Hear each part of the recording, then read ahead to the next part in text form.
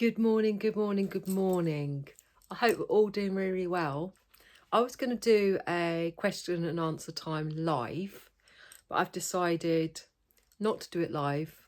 I'm just recording it instead. But you're more than welcome to put down in the descriptions any comments or any more questions after I've answered all of these ones I've written down. And I can always answer them. So just chat to me in the comments as if it's a live video. That's fine. Cup of tea, of course. I would have liked to have done it in a live so that I could talk to you at the same time, but it just wasn't going to be time for that. So it's still going to be nice and casual. I'm on my bed with all my Christmas things. So it's just, yeah, it's still a nice casual kind of video. I'm not sitting kind of, I'm doing it as if it's a live, really. I'm just talking to you as if you're right there and I'm talking to you like person to person. So I've had a few questions. I'm going to answer them all. I'm trying not to, Trixie likes to talk a lot. So I'm going to try not to talk a lot. I'm going to start with the first question and then we'll just see how this conversation goes, really. So, what was it like navigating my life through the ages 20 to 30? That's a good question. And what did I learn along the way and what would I change? What would I do differently? So my life through 20s to 30s it was good. I had children in that stage of my life. So I was married, first child at, I think I was about 22, 23, I want to say roughly. I should know. So I wouldn't change any of that. I would not change having children relatively young in life. I was very settled. I'd been with my husband then since I was 19. We did it all correctly. We got married, got the house, had the baby. A couple of years later, had the next baby. Two lovely, gorgeous girls. So I'm very fortunate. So I wouldn't change anything. Navigating life through that time was great. I was very settled. The babies were lovely. The house was lovely. I had my sister who lived opposite and she was married to my husband at the time's best friend. So we had a nice little friendship. We used to see each other lots of family, lots of friends. In that stage of my life, I was working. I had good friends.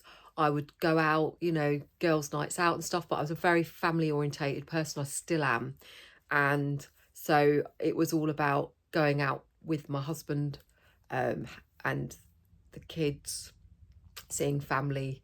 So it was very easy navigating through that time of my life. I was just very, very settled.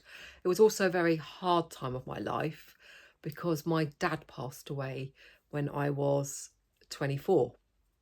And my daughter was only about, I want to say, 8 months. So my first baby. So then that was a very hard time to navigate through. Because who wants to lose their dad ever, but certainly not whilst he was so young at 46 and I was young and we were a very close family. So yeah, that really took a toll on me. I don't think I really realised how much that affected me until much later on in life, but at that time it did definitely unsettle my very happy little perfect life, which it was. And it became a little less perfect for a while. It's one of those things you don't always realise at the time, but I was very, went from being very content to unhappy. And at the time I felt that unhappiness was probably due to, I thought it must be me and my marriage at the end of the day. That's the only thing I could put my finger on it. It was just like everything had been really good and then it wasn't. So I think it was not in my 30s, but just coming out of my 30s that I decided that I was unhappy in my marriage. And I ended my marriage after some time. It didn't just happen overnight. My two girls were very young. I was just unhappy with lots of things. Excuse me 1 minute. that's why I don't do a live, because I just got a phone call. I had to, where were we at? Yeah, so yeah, I couldn't recognise why I was feeling unhappy. I just felt it was my life and my marriage that was making me unhappy. There were a few things that contributed to that, but generally, I don't know why I'm opening up about this, but I think it's important to know. And I said to my husband that I felt like we needed to separate. I felt like I'd got my whole life ahead of me and I needed to make myself happy. In hindsight, now, very many years on, maybe I should have taken a step back a little bit and just realised that a lot of reasons why I was unhappy was not because of my marriage. That was just a normal marriage with the normal things you go through in marriage with 2 young children, and that maybe just to work at it a little bit, things that were going wrong a little bit with that could have been rectified, I'm sure, with a little bit of time and effort. But I was just in this mindset that, no, I'm unhappy. And it was quite sad, really, because my husband, there was nothing, there was nothing, he was an amazing, amazing man, amazing dad. But I just felt that that was what needed to happen. And we separated, and I got my own place with the girls, and he continued with, basically, it was almost 50-50, to be honest. He would have them every other weekend and a couple of nights during the week. And they were we did it in a very amicable way. We stayed really, really good friends. We went on holiday together. And he was brilliant through that time. And it was just very sad. But I felt like that's what needed to happen. And you move on like a lot of years now, because I don't even know how many years on we are. We're 16, 17 years on from that. And I did actually do 3 years of counselling later on in life. And through that counselling, I realised that actually the thing that had gone kind of wrong back then had been that I was unhappy because my dad had died. I was just deeply unhappy, and I hadn't recognised that at the time. My husband was doing everything he could do to try and make me happy and support me through that really horrible time, but none of it was working. I just couldn't see it. So that's a shame, because that may not have happened. We may have stayed together.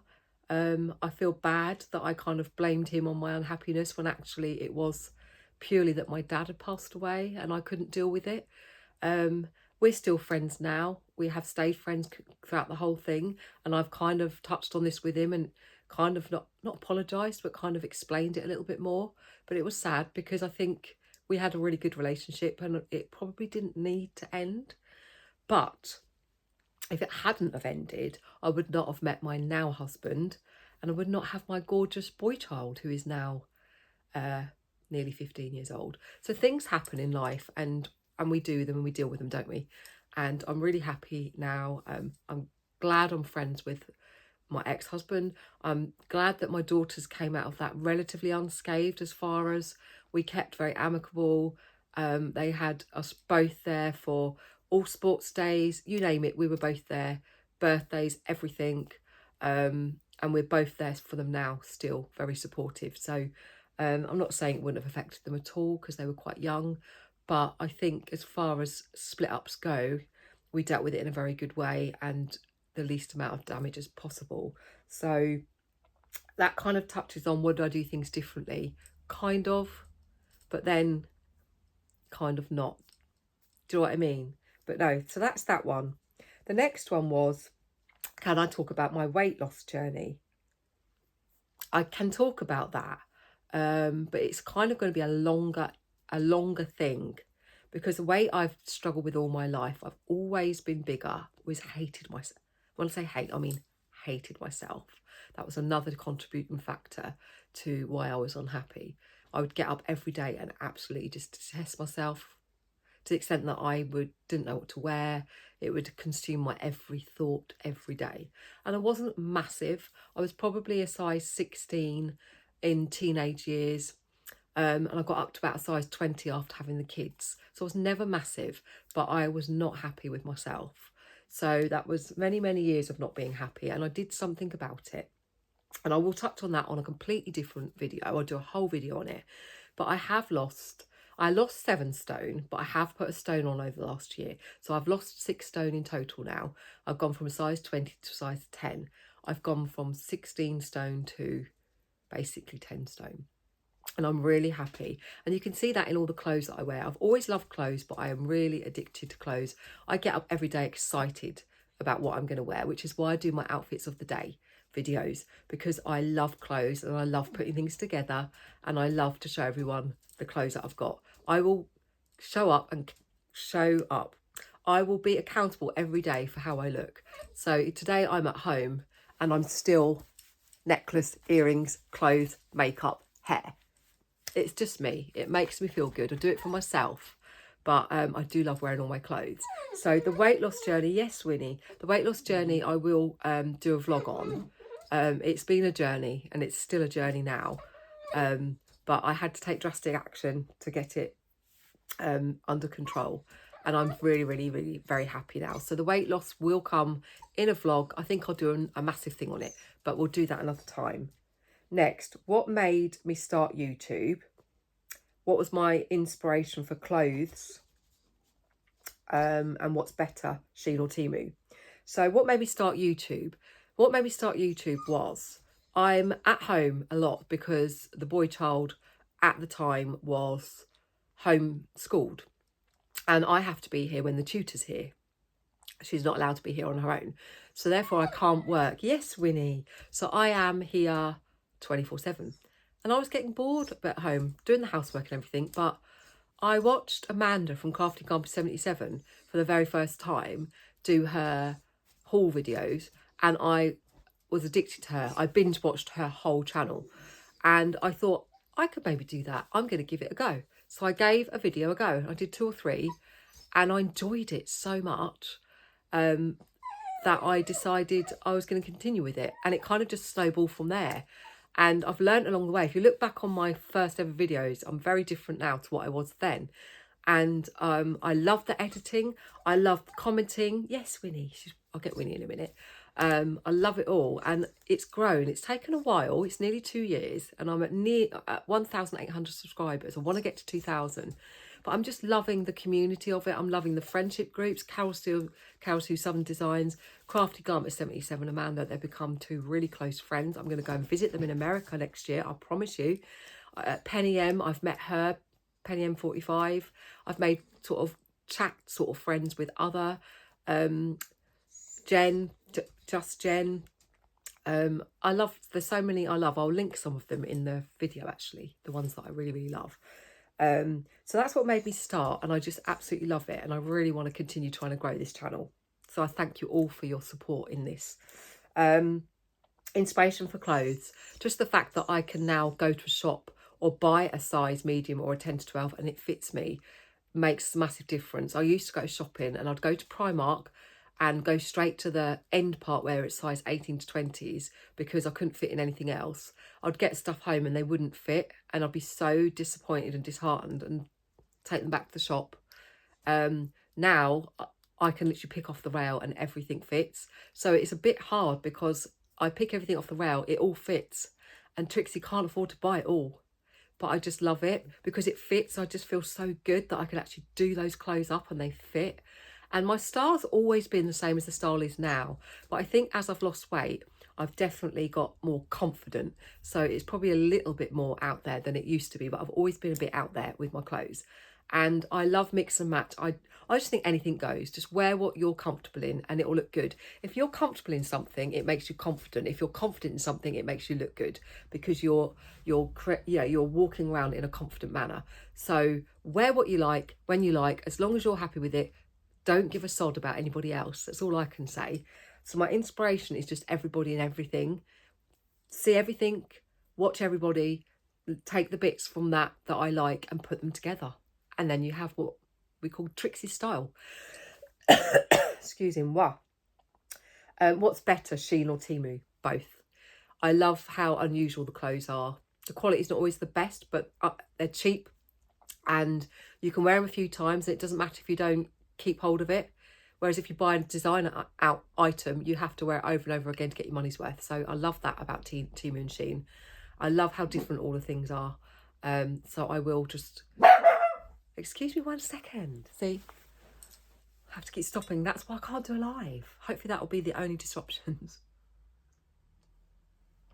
Right, so it was Penny M that asked me these questions actually. So better Shein or Temu. Shein I find good for clothes, mainly clothes and accessories. Temu I buy everything else and clothes and accessories. Temu have a much bigger range of all the other things that you want in your house, in your garden, everything else in life. Saying that, you will find that Shein and Temu sell the same things. If you find it on Shein, you can pretty much find it on Temu. Temu have better deals for me. I get more discounts, price adjustments, lots more deals thrown at me. Shein don't do that quite so much, and Temu are a little bit cheaper on most things. So I like them both, but Shein is my clothes mainly, and Temu clothes and everything else. But yet you can buy the same thing on both. Right, next question. My career and dream career. So my career was, from school I went to hairdressing college and got a job immediately and worked in a village salon where I lived for about 2 years, and then I progressed to a town salon, and after a few months of being there I didn't really like it, so I went and moved over to, they had a barber shop, and I went into the barber shop and I got taught how to cut men's hair, and I much preferred it to cutting women's hair. Barbershop atmosphere, it was all, I get on better with men, so the men, just a more quick pace, you've got a queue of people, we do them one after the other, out they go, less faffing, and I really enjoyed working in the barbershop, and I actually worked in that barbershop for about 16, 17 years. And then I went and worked in one more local to where I live, which was great, self-employed, which was a bit of an eye-opener, but I earned really good money doing that. And I had the kids at that time, so I was doing part-time. And then I decided to open a salon. So I had my own hair salon when the girls were little, and I had that for about 6 years, and it was really, really good. It was very successful, but I got pregnant with, but then I had my boy child, and when my boy child was 3 weeks old, I'd had a C-section. I had to go back to work because I was paying the mortgage on my shop and I had no one to cover. So I went back at 3 weeks, and you're not supposed to even hoover at 6 weeks. So, and it was too soon. I hated it. I hated being away from the baby. I just felt unwell at the time because I think I pushed myself too much, and it was all, life was a little bit tricky. Something had to give, and it was the salon that had to give. I sold the salon and I was with the boy child. And that was a good decision because I needed to be a home mummy at that time. And I did a bit of part-time hair. And it was supposed to be temporary, but it ended up being forever because I haven't gone back. I have, because I have worked in a salon and a barbershop part-time. That worked for a while for a good friend. I did that. And then I did also have a little business where I did children's haircuts in a soft play centre, and did that for 1.5 years. That worked really well too. I could take the boy child along with me, so that was great.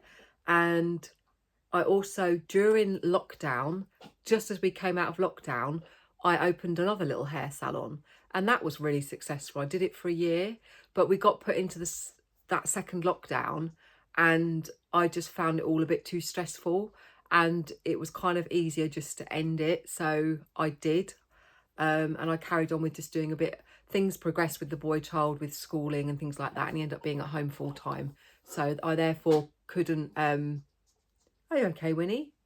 Are you eating paper? Hang on one sec. Are you okay? She's chewing up paper. Hang on one sec. She was eating cardboard. Just had to sort the old dog child out. So where are we at? Yeah, I did actually, for not that long ago, do training to be a support worker in a children's home, which was local, opening up near to where I live. And I did 2 months of intensive training to learn everything I needed to learn to support young young people in a living environment in a children's home. And it was a lot. It was a lot of training, intense training. I was really proud of myself, and I did do that job for only about 3 months, because it was taking me, it was night sleeping as well, and I was away from home, and I had stuff going on with the boy child, and I just felt like I need to put my time and effort into him and what's going on with him and school and everything, and I couldn't do everything. I couldn't do both. I felt like I couldn't give my all to that job, so I did actually, within the probation period, end my contract there, and I don't regret that. I'm really proud of myself for the 8 weeks intense training I did, and maybe if that had been a different time in my life, I would have continued with it, but it just wasn't right for that time of my life. I had too much going on. So since then, I just do a little bit of hair at home, really, and I'm doing all my crafts. I'm really hoping to do good with that and start a business with that, selling my artisan unique crafts, because that's what I love. I've always loved crafts, and if I can make a little business and just make a little bit of money out of that, that is what I would like to do. So my dream, if I had a dream job, this is me thinking, right, this is like in an unreal dream kind of a way. I'd love to work in one of those shops in the Christmas films that you see, the little Christmas shops. That's my dream job. So if I had money was no object, I would find a little shop somewhere, or a little studio, where I could have all my crafts, and I would sit and make all my crafts all day long with Christmas music in the background, wearing my Christmas clothes. I'd have a Christmas tree in there all year round, and I would have all the stuff that I make in there, and stuff that I buy that I think people would like to buy. It's like a little shop. I would do that, and that would be my dream job. I would work there and sell it. If money was no object, that is what I would do. If I only had to make a few pence, you know, I would love to just sit in a room where people come in and out and talk to me, where I can play Christmas music, and I can just sit and create crafts till my heart's content. That is my dream job. Right, next. What was that one? How long have I been married? Children, family. Okay, so I've been married for coming up to 6 years. And I have 3 children, 2 girls, one's 24, one's 21, and the boy child will be 15 in August. The 2 children are from my first marriage, and the boy child is from my second marriage. Now, my second marriage, my husband is someone I've known for a long, long time. We went to school together, and at the age of 14, we both really, really fancied the pants of each other. But we're both shy, so we never got to that stage where we had a relationship at all. We used to smile at each other across the corridor at school. We went to our leavers ball together. He wore a little bow tie to match my dress. And when we left school, that was it. Didn't see him again. I saw him a couple of times in town, but just shyly looked down away from him. He got together with somebody, and obviously I got married. When my marriage broke up, after a little while, I found him actually on Friends Reunited, and I started chatting to him. And then we went on to, Facebook, started chatting on there, and we arranged to meet. And he came to my house, and it's the first time I'd seen him since left school. And he was very tall and very bald compared to at school. He was short with lots of hair, but we hit it off, and the spark was there straight away. And we started seeing each other. And within a year of seeing each other, we moved in together. Winnie, you're fine. Come here. We moved in together. You're fine. We moved in. Winnie, stop.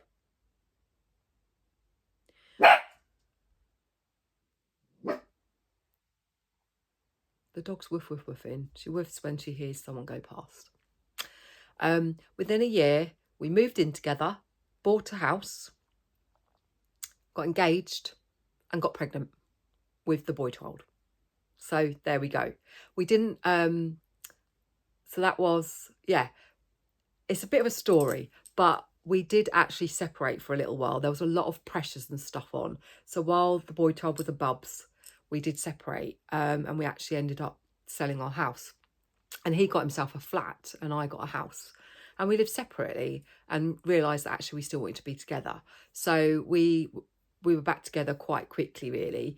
And for a lot of those years, when the boy child was young, we basically lived separately, but he used to come and stay over mine 3 nights a week. He did night work, so it was quite hard because he wasn't around a lot during the day.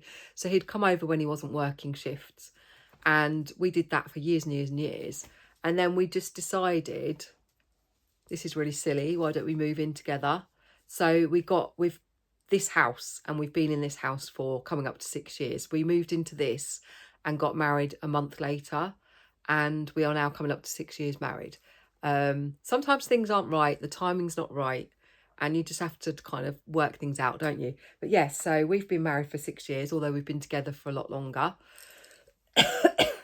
And yeah, we share the same love of things, which will get me on to the next question, of 1940s.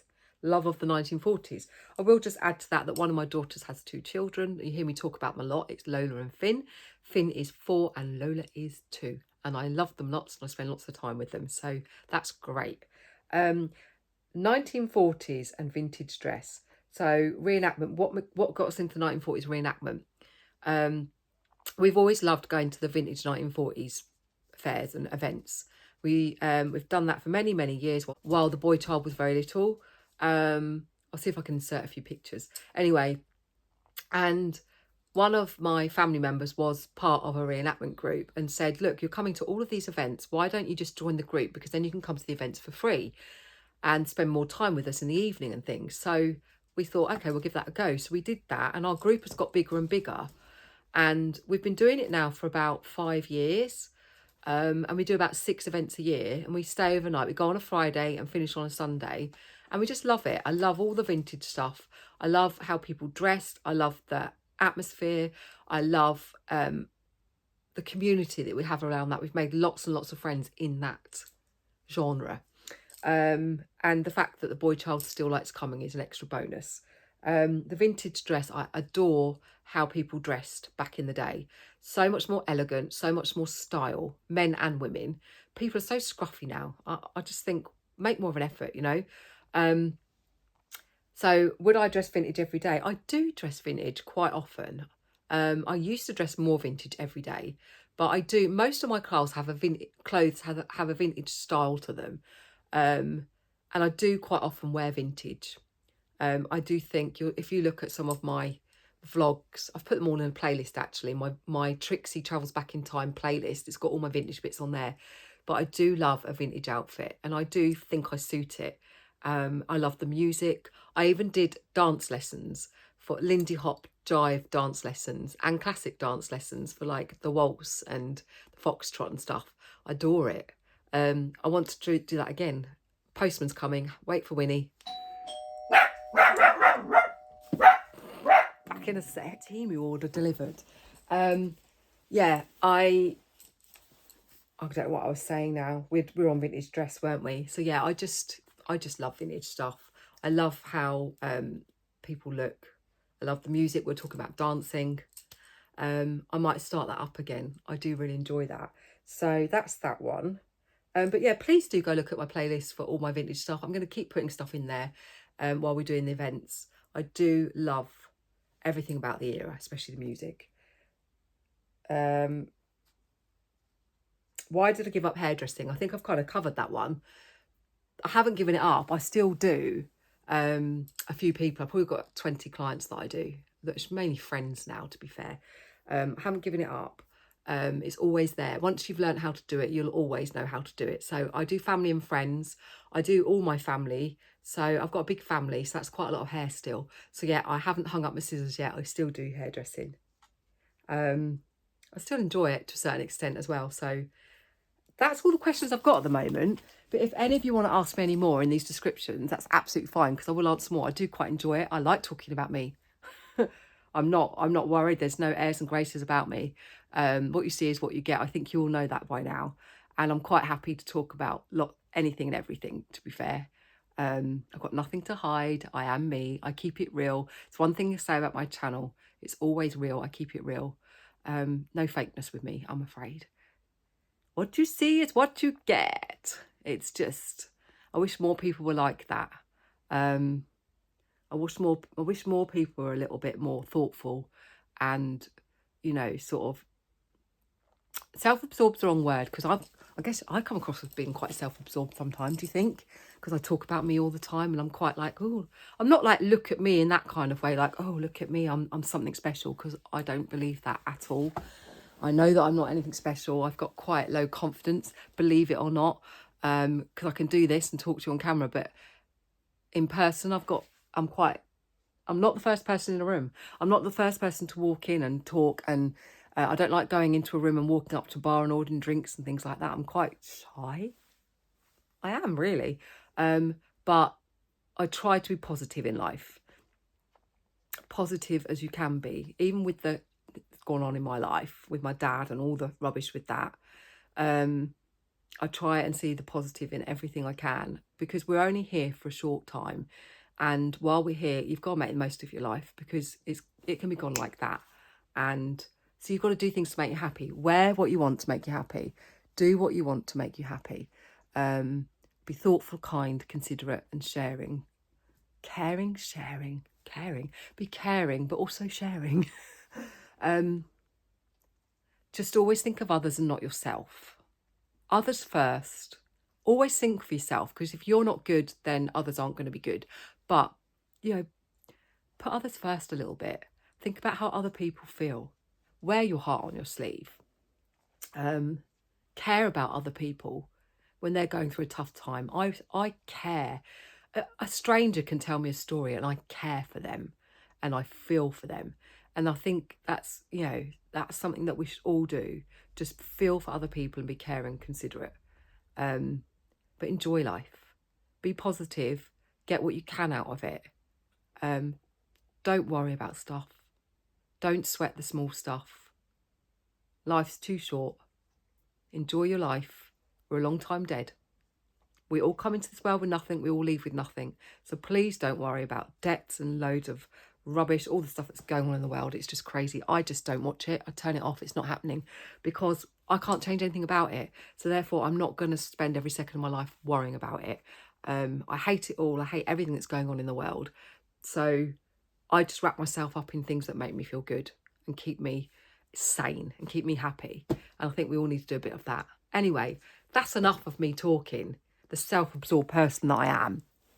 I hope you all enjoyed this little question time. I will do another one soon. Thank you all from the bottom of my heart for liking my content and supporting me and cheering me on to keep going, really. We will keep carrying on. Anyway, lots of love to you all. Until the next time, ta-ta for now.